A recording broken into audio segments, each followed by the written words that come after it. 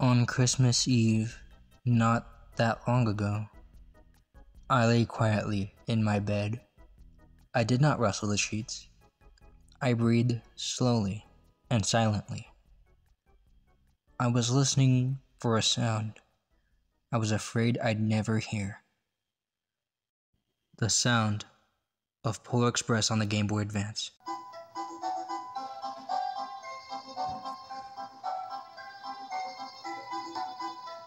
Yeah, okay, so just yeah, alright. Let's get Polar Express in, yeah, skip all these cutscenes. Yep. Oh my god. We have hit peak. Oh, would you look at that, it's a platformer. Who would have guessed? And, it's a pretty boring one at that, where you collect a few things while walking at, like, 1 mile per hour. Yeah, it's basically this for, I don't know, maybe 9 minutes. Yeah, just skim through it. It's pretty boring. And that's basically Polar Express. In an alternate PS2 video game universe, our story has an antagonist, and he is the Scrooge doll toy thingy from that one scene. It's all a bunch of humbug! A bout of indigestion. Also, if you thought the movie looked bad, get a load of this. I can't find my ticket. I never lose my ticket. I always keep it here, safe in my pocket. My ticket, it's gone! What on earth am I looking at? And I know what you're all thinking.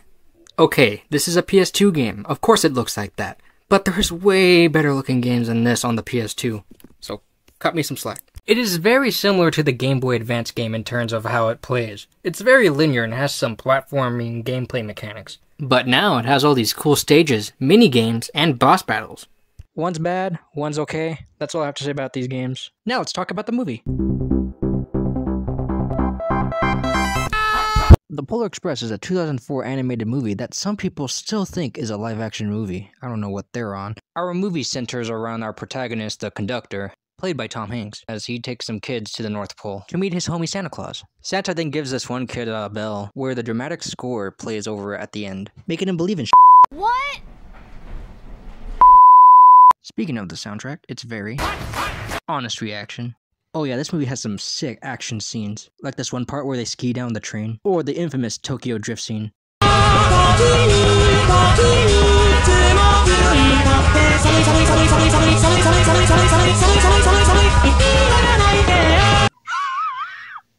That is the gist of it. Despite looking like a video game cutscene, there are some cinematic shots in here that just look so good.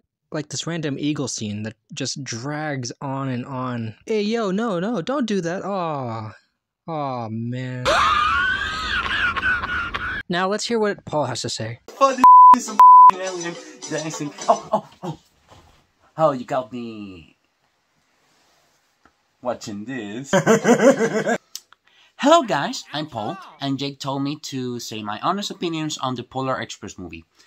First of all, in my opinion, the movie is a classic masterpiece. No, and it's not because of the motion capture and all stuff. It's because it's magical.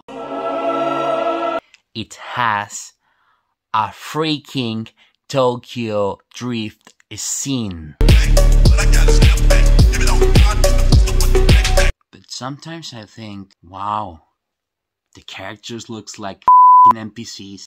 Kinda looks very goofy.